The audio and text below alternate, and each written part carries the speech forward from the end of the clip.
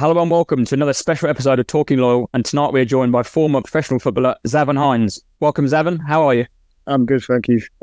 It's good to be here. Thanks for having me. Evening, Zavon. Like all guests, and we gave you a little intro before, but yeah, we do a little quick fire and little sort of intro questions. Hopefully quite a simple one, but who did you support when you were growing up? Well, my family supported Arsenal when I was growing up, and then I used to like Thierry Henry, Ian Wright, Dennis Bergkamp. So my heart went that way, and then obviously once I started, I signed for West Ham. That became my team as well. Yes. I love it. I like the first part of that answer, Zavon, being an Arsenal fan myself. And talking of Arsenal, what team do you think is going to win the Premier League this season in the three-horse title race? I think Arsenal will win it. I said that from the start of the season. I feel like Arsenal's got something different this year. I feel like there's a stigma around Arsenal to fail. Everyone's going to back it. The teams that's been there. But I just feel like they're doing things in a way that champions do. So I feel like they will take it in the end. They got, but yeah, I feel like they'll take it. Fair enough. Bit of a different one, but who's the best player you think you've played with, trained with across your career? That could be from youth time all the way to the very end. Yeah, I was quite fortunate to play with some good, very good players actually. I remember coming into the first team. Scott Parker was our captain. He was really good. Mark Noble was really good as well. And then I remember when I got called to play for England 21s. Jack Wilshere was unreal at the time. Nicky Richards, Daniel Sturridge, those sort of players I thought was really, really good. So yeah. Yeah, a lot to pick from. Those are the main ones. Yeah. But I also think like there's players that probably don't get enough respect that played for West Ham at the time. Gabidon, I thought he was outrageous as a defender. James Collins, as everyone probably know about anyway. But yeah, we've had some really, really. Yeah. Oh, perfect. Yeah. Who was your favourite manager you played under? Favourite? One of my favourite coaches, and I say it until this day, is Kevin Keane. He helped me to love football as well and understand what I was good at, what I weren't good at. One of the best coaches I've had individually. And Steve Clark as well. When I got into the first team, Zola. Him and Zola I thought was really good. So yeah, I'll probably say those two, along with Kevin Keane, who was the first team coach as well. And obviously football, you've played for a few sides. Did you have a initiation song, or if you had to pick a entrance walkout song, what would your song of choice be? Yeah. I remember when I got into the first team at West Ham, I tried to sing Mario, You Should Let Me Love You, and nothing came out of my mouth. So I panicked. And yeah, it's probably one of the worst experiences ever. But yeah, I've done it before. I've done it after a few of my other clubs as well, Dagenham and Burnley, I think, as well. What, the same song, or did you get over that fear? Yeah, the same. Yeah, no, the same song. That was because when I was growing up, all my friends used to say I look like Mario, so I just thought let me run with it and sing a song. So and it's quite easy at the same time. But if there was a walkout song, I think it's Drake and Lil Wayne, above the rim, or is it right above or something like that? Yeah. That one it gets you going. Nice. Oh, perfect. Yeah.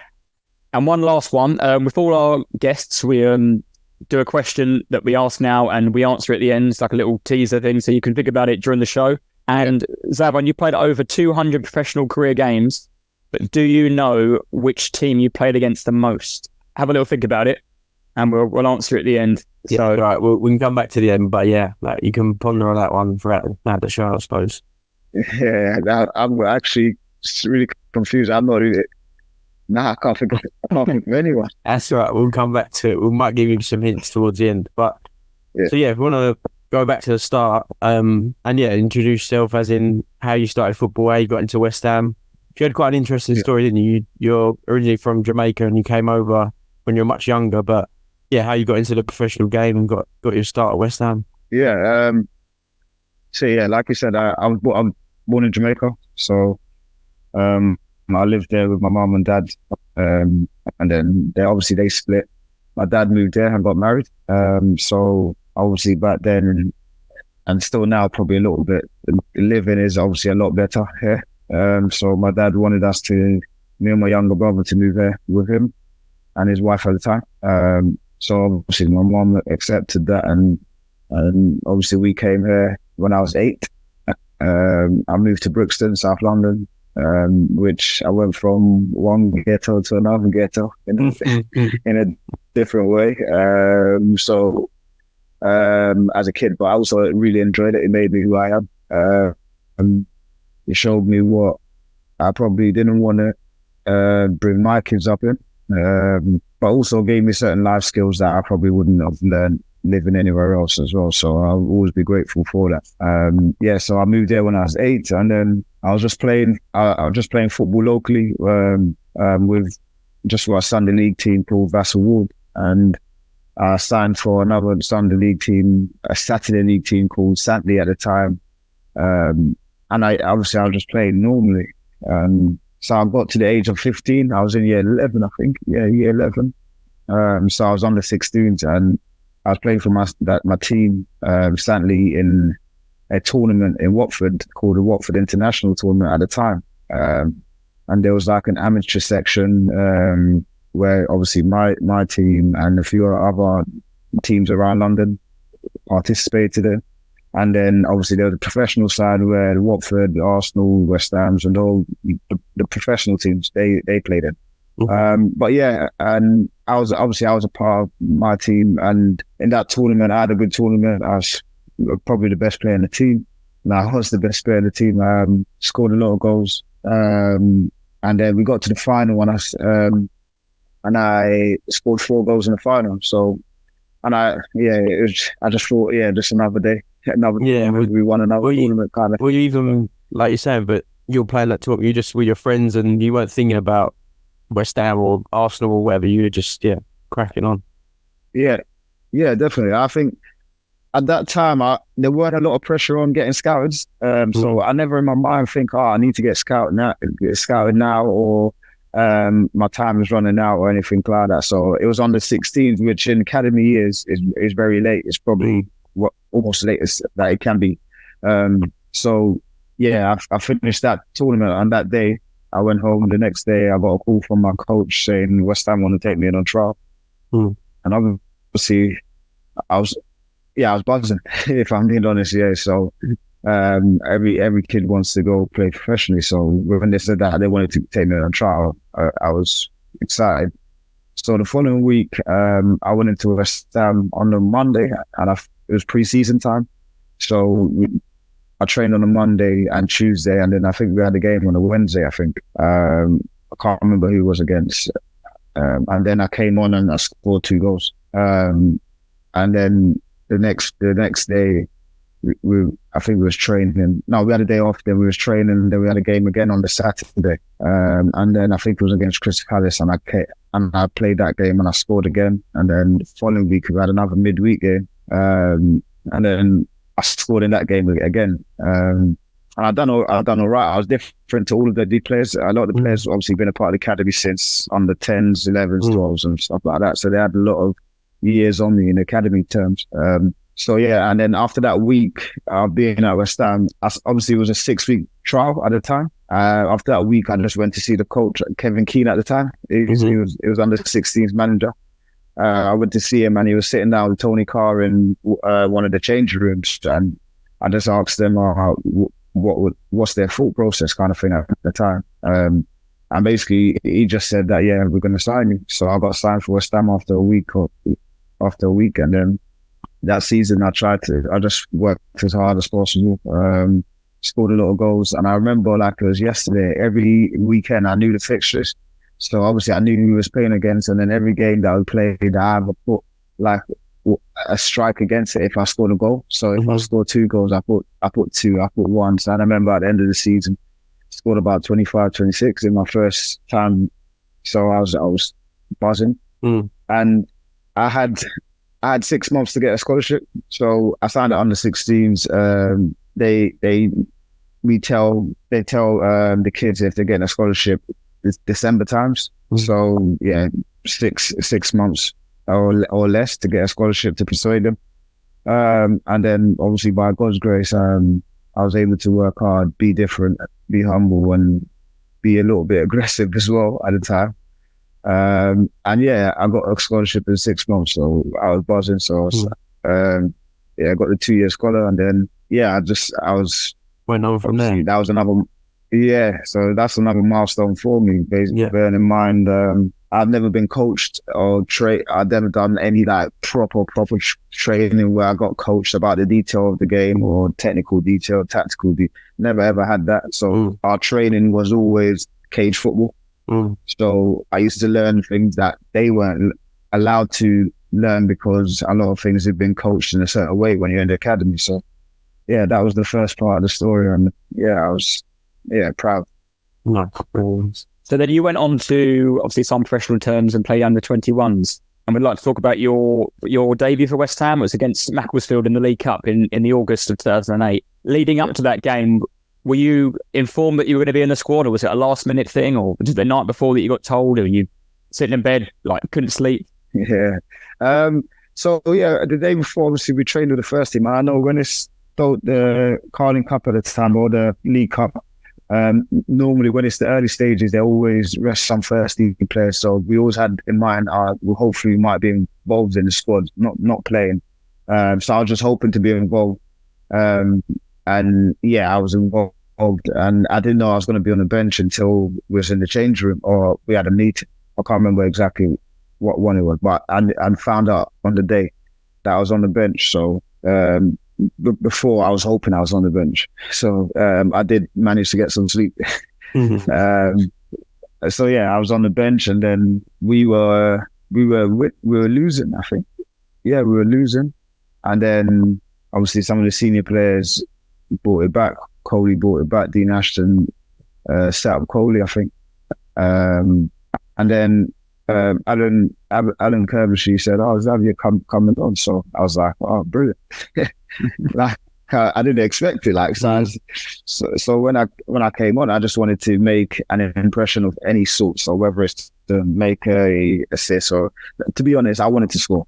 Let's be honest, I wanted to score because that if I make a good pass, they're not going to remember that. I wanted them to remember me. So and I came on, and then I remember the goal where the ball went out wide to Dean Ashton. Well, we got crossed over to him, and he took a shot, but it was a shot cross kind of thing, and then I just anticipated and followed it in, and it was going to go wide, and I just diverted it in, and I was it's another milestone, another proud moment that scored on my debut.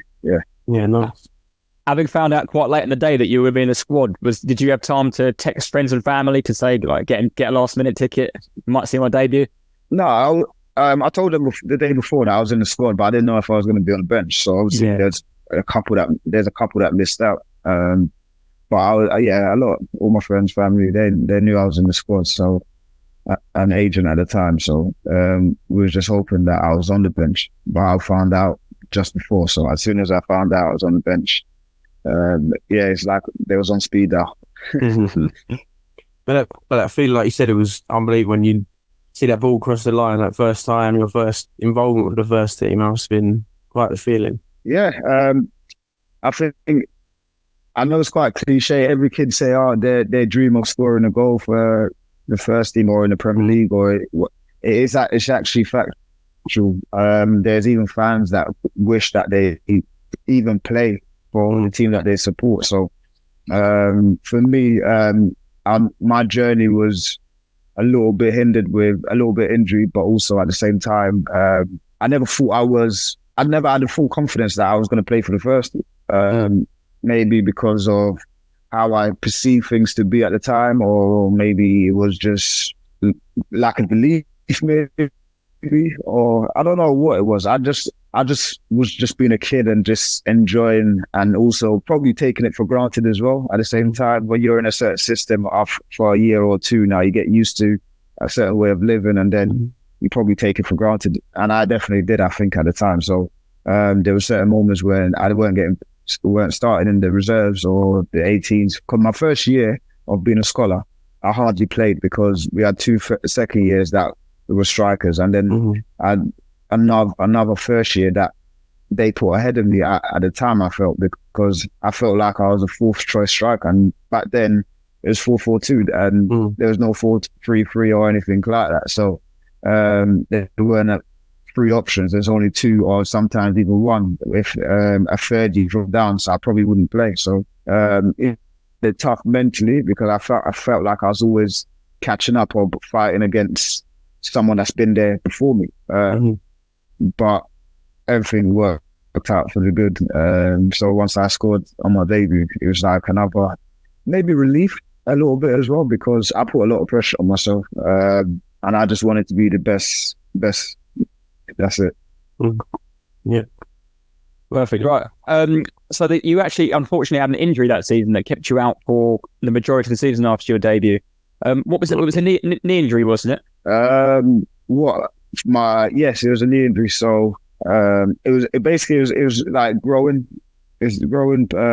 bone pain kind of thing. So it just I just had to basically let it heal and let it rest. And yeah, so yeah, it kept me out for a long time. That was challenging, because if we talk about my first injury in the youth team, or just after, it was challenging because I was in a good moment where I was doing quite well. It was like in my second year, and I became the captain of the youth team at the time, and then I got injured. So then I missed a large part of the season, and then I was thinking, what's next? Am I going to get a pro, because I haven't been playing? So and then unfortunately they believed in me, so they gave me a 1 year, and then it was good that they had that they showed a bit of faith in me.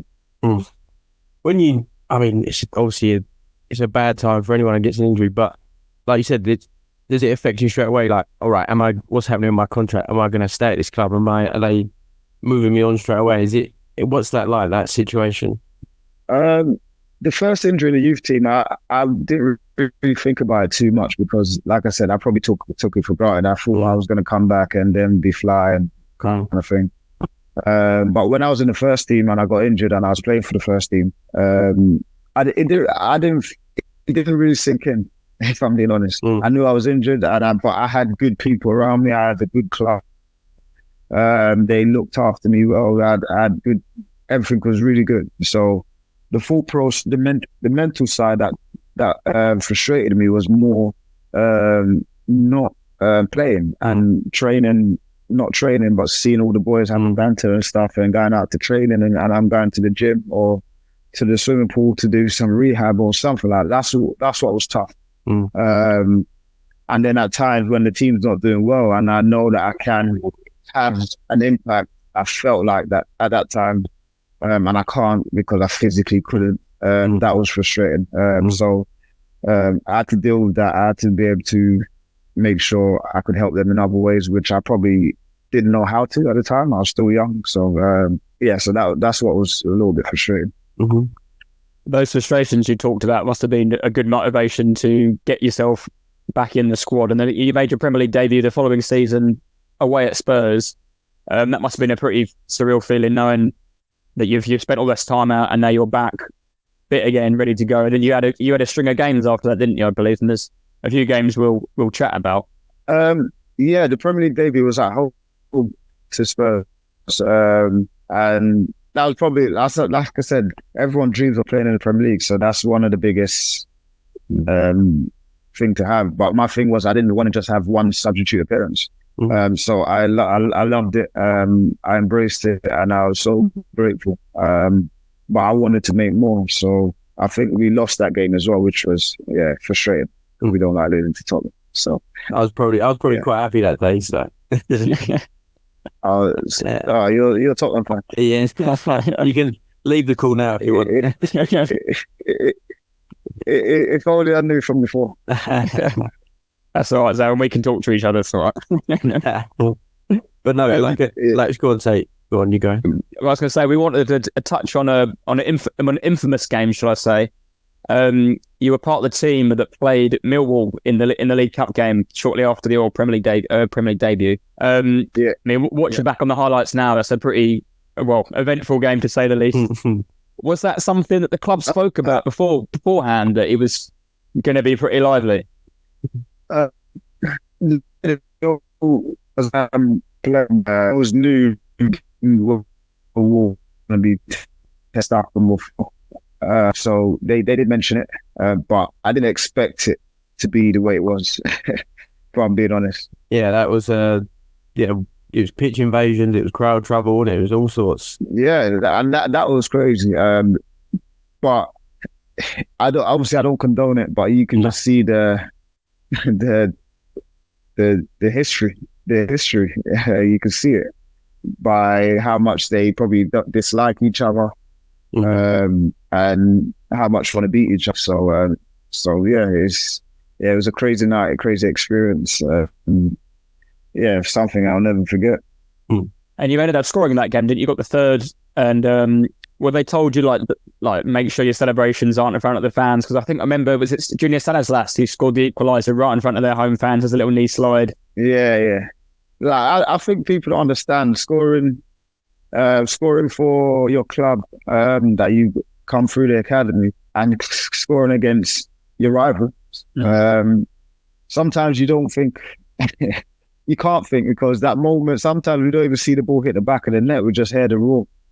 And yeah, I know, obviously we've got to use common sense and not celebrate for our fans and stuff like that. But in those moments, like where we're losing 1-0 against our rival, and we can't lose the game, and then he scores last minute to send it to extra time. You just celebrate that. I don't care. Yeah, you can't. That's very tough to contain it. I wouldn't blame you at all. But yeah, following that Millwall game, you had a good run of games with Zola in charge. You had, I think, about 12 consecutive Premier League appearances. Just a little bit on Zola. What was he like? Was he one of your top coaches you had? Did you enjoy your time under him? Hey, a good guy. Humble, really down to earth.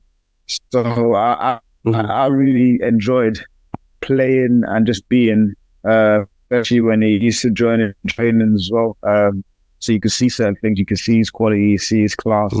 And they do say class is permanent. So you could see what he's like. But then how he translate what he has done, and with his experience and knowledge, to give us belief in our own ability, I thought was really good at times as well. So I really enjoyed that moment. I really enjoyed that he had belief in me as well. Did he just to interrupt, but did he just let you go, Zavon and whoever at the time, Stanislas, just go play, express yourselves, if it's on the wing or forward, wherever it might have been? No, he always say go express yourself, but within the structure of the team. He always said to me as well, like, play with freedom mentally, more than anything. So about the mistakes, that it's gonna happen. How we act after those mistakes, and I like to believe at that time when I was young, I was quite fearless. I was excited. I loved the challenge of playing against experienced Premier League players, because I know that if I could get the better of them, that means I'm in a good place. So yeah. So, and on that period as well, that was the time I think you got called up to the England under 21. Is that right? Yeah. So during that time, go on. Yeah, during that time, I did get to the 21s, and that was the first time I've ever been to any England camp at any age. And yeah, like I said, that would be another proud moment, because it's long and hard, with injuries, mentally, physically. But then I was just, like I said, I was part of where we was doing okay. I was getting a run of games. I was involved in the first team. Then I was still playing fearless, and I just wanted to enjoy the moment, enjoy being a footballer on and off the pitch. So I really enjoyed it, and being a part of that squad at the time with those sort of players. Definitely. It is another big thing for me. Talking of celebrating goals and not being able to contain yourself, you must have been pretty ecstatic after you scored your first Premier League goal, 93rd minute winner at home to Aston Villa. Just talk us through that moment, like when you scored the goal, obviously the euphoria of that moment, all the fans going wild, getting back in the changing room must have felt like king of the place. Did you go back home, celebrate, or watch your match of the day, or out in the nightclub partying? Like, must have been a good day for you. Yeah. That feeling will never leave. I would like I've said a number of times, playing in the Premier League, scoring in the Premier League is what we dream of. So I remember that day as well. I started on the bench that game, and then Coley got injured, so I came on in the first half or at half time, just before, I think. So it was me and Franco up front. So I think we played 4-4-2 at the time, where Franco drops in, and then they got me with a little bit of pace running in behind at times. And I remember coming on, and then within 5 to 10 minutes, I won a penalty. And then Martin Noble scored, and then obviously we went 1-0 up. And then I think Ashley Young scored from. I thought it was a cross, but he said he meant it. So, and then we was 1-0. So, but then and then I think like last minute of the game, obviously we were pushing. I've had little moments, little snapshots at goal and going just wide or not connecting properly. And then so Spark had done is he burst into the box with the ball at pace. So I just tried to be a bounce or the ball for him to just flick it to me. I knew I had to do everything quick because I was in the box. I had like four or five players around me. I still don't even remember in that moment how I even scored. Like I'll tell you, I don't. But I remember seeing it go past Brad Friedel goal, and then the fans, the noise, and then I ran, and then it was just a proud moment. It was amazing. So grateful, man. Really, really grateful. Have you still got the shirts from those games and those moments you mentioned? Yeah. The shirt from the first, actually, yes, my debut shirt. Debut goal, and then got it where I on my debut goal. And I got a few others as well, to be fair. How perfect. So after that, you had another unfortunate injury that kept you out for quite a long time, and on your return, you think you made a couple of appearances in the League Cup against Manchester United, and then made 15 more in the league. At the end of that season, was your contract up when you decided to leave? Because West Ham were relegated that year, weren't there? There was a change of ownership, I think, and then they got relegated. And was that a bit of a turbulent time for West Ham? Were people fighting for contracts? Was that a stressful time in your career? It was a little bit of a stressful time. My contract was up, but then the club offered me a new contract as well at the time. So at the time, my agents was negotiating, but then Sam Allardyce came in. He was obviously new manager. Then, like you said, we had new owners as well during that time when I was injured. So as a young player coming through the academy, who weren't clear. So at the time, I didn't feel like I wanted even. And it sounds crazy because I said that they offered me a contract, but they offered me it before Sam Allardyce came in, because obviously I've done well before. But then during pre-season, how I was treated at times when my agents were still negotiating with the contract, sending me to trail reserves, in certain pre-season games, playing with the reserve games, and I just felt like trying to force me to sign, or trying to bully, or just don't want me. And then maybe it's my way of thinking as well. I probably didn't feel like I was Sam Allardyce type of player anyway, at the time, and that's what the perception was. And that comes as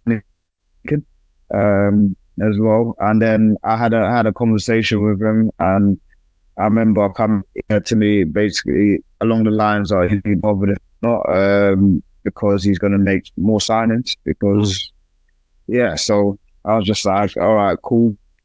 I came out of that meeting a little bit different, to help him to get to this level more, to help the club get back to the Premier League.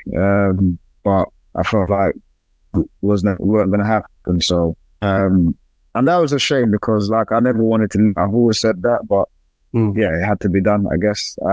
We went to Burnley. Yeah. So, having left West Ham and signed for Burnley, I think you were there for a year with a loan in between to Bournemouth, before moving on to Bradford City. And this is like a real interesting story of ours. Obviously, part of the famous Bradford City team that went on the famous cup run, the League Cup run, all the way from the second round to the final. That must have been a real. Just so the buzz around that place. Obviously, they were Bradford in League Two, I believe, at the time, weren't they? And you've had knocked out multiple Premier League teams on the way, including Arsenal, before getting to the final against Swansea. Just talk us through some of that cup run, and when did it become apparent that you were maybe the dark horses for that competition? It was. I think it was a one-off season where we were the team that was well organised. We had some good players as well. To be fair, I always thought that back on. And when I think back about that squad that we had, I always thought that this had players that could play a lot higher in like championship. Good players. Some mature, well, manager that set well to win. And then we had a style where it was effective. So when we went up against Wigan, who was in the Premier League at the same time, they dominated us to save us. But we were effective on a counter attack with me, time, and then we had up front that was effective as well.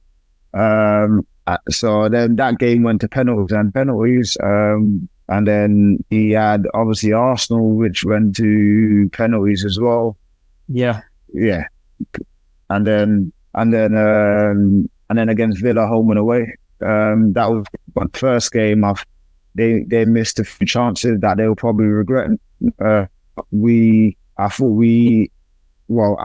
out there thinking I was better than everyone. So I just tried to enjoy the occasion. It was the semi-final, and it's probably, if you're in League Two, it's probably a once in a lifetime thing for most players. So I'm just like, I ain't got nothing to lose. I'm up against players that I think I'm better, that I think I could get the better of. If we're able to have certain moments to get me 1v1, I'm gonna back myself. So I had some good moments, and we had, like I said, we had a way of playing that was effective. That took the attention away from some of our other dangerous players, where we may go a little bit direct to Jim Hansen at the time, and they started left one of our other attacking players free. So we was effective, but we was good from set pieces as well, which is a big thing in the game. And then back at home we obviously won 3-1, and then at their ground we lost, but we got one goal from set piece, which sent us to the final against a team where that really, really showed us what football should be like. Yeah, because you played a Swansea side that were, like you said at the time, they played very good, very probably progressive at the time as well, different football, possession based. And was that just Wembley was just one step too far, maybe? Maybe. I think the run was brilliant. But at the same time, I look at the team, that Swansea team, they had some really good players, and they was doing it to top Premier League teams, so much less a League Two team with lesser quality of players in certain areas. But yeah, they was well coached. They had a good way of playing.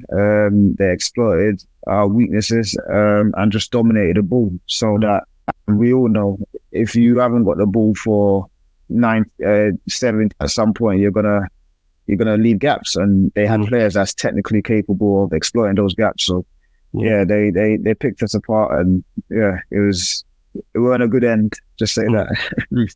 Were you quite disappointed being left out of the starting lineup of the final, considering you played such an integral part and played the majority of the minutes throughout the competition? Yeah, I was frustrated, but there's nothing I could do about it. I was fuming, if I'm being honest, because the final is I played in the semi-final. I've done really well.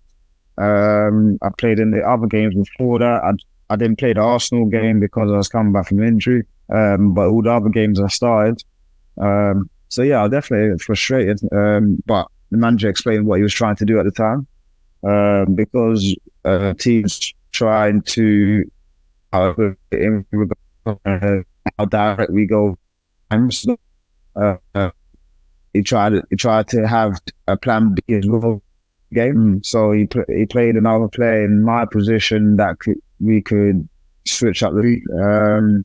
But yeah, it was frustrating. But I came on when it was more or less done. So yeah, that was even more frustrating because I couldn't have an impact because probably didn't touch the ball. Having completed the season at Bradford, you then left the club and signed for Dagenham and Redbridge before also playing for Southend United, Maidstone, Chesterfield and Bromley. Before retiring, was it injury that brought retirement to the end of your career? Yeah. I got to a point where I was playing in a lot of pain, and I just didn't want to do it anymore. I wanted to do something that I love, and obviously playing down in the lower leagues as well. You don't get the same, not treatment, but you don't get the same. I can't figure out the word I'm looking for, but it's just not the same in a lot of it.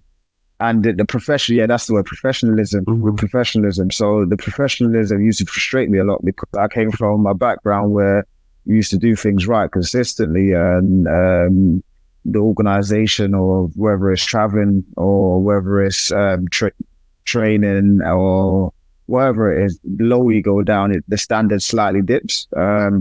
And that's in everything, not only quality, but on and off the pitch. And I was playing in a lot of pain at times. I was used to taking anti-inflammatory along the way. And I just got to a point where I was like, I'd rather be happy, be at peace, and be able to be and walk and play with them when I'm in my 40s and not be sitting down all the time. So I said, I want to do something that I love. And then I grew to start loving coaching because it gives me that satisfaction of helping someone achieve something that I achieved. So yeah, I love that. So yeah, that's knee injury is what stopped me. So you're involved with West Ham, aren't you? The youth teams at West Ham. Has that been for a couple of seasons, a few years, or? Yeah. Yeah, so when I initially went back 5-6 years ago, I was with the under 13s, 14s at the time, and then over the years I moved up and I done all my badges. So now I lead the under 15s, but I also coach the under 18s as well. So yeah, I'm just there working, keeping my head down, and we've got a good group, both at 15s, 16s and 18s as well. So we're doing some good work. Got some good individual, because we're a club that haven't got the finance to go buy young players for hundreds of thousands and millions like other clubs. So the work that we do, I think, is really, really good at a high level, where we invest a lot of our time to help the individual as much as possible. So yeah, it's been really good, but it takes up a lot of time. You see yourself going higher? Do you want to do first team football, whether that's West Ham, or do you see yourself as a manager one day? Yeah, 100%. I think I have the passion to coach. I do believe that I could be a first team manager at some point with obviously the right people around me. But I'm on my knees, so I'm still and I want to develop, understand more and more about the game, but also more and more about me as a coach as well and as a person.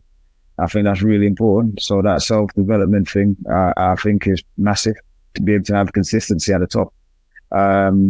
So yeah, my journey just started. So yeah, let's see where it takes me. Out of any of those under 18s you're coaching at the moment, have any of them been in any match day squads this season? Yes, Ollie Scouse, Lewis Orford, they're both second years, but the majority of the time they've been with the 21. So yeah, obviously they're under 18. So yeah. Oh, perfect. But then there's others that's trained with the first team as well. Right, Zavon, to wrap up, as at the beginning of the show, we mentioned that you played over 200 professional games, but do you know which team you played against the most? Do you have any ideas, or would you like a clue? I like a clue. It is one of your former clubs. Southend. Bingo. Southend it is. Bang on. Five times. I'm here 5 times. Wow, I didn't realize. Probably at Dagenham, right? Yeah, winning 2, drawing 3, and scoring 3 goals. So it was a team you played against as well. Yeah, that's what they want to say. Very good. Right, we'd just like to say thank you again for coming on the show. Hope you enjoyed it, and we'll leave it there. So yeah, thank you, Zavon, and we'll keep out. We'll put all your Instagram and your Twitters down in the bio below so people can follow along and see your coaching journey, and hopefully see you on the touchline one day. Yeah, hopefully. Thank you, man. The connect what you need as well. So yeah. All good, man. Thank you, Zavon. Cheers, mate. No problem.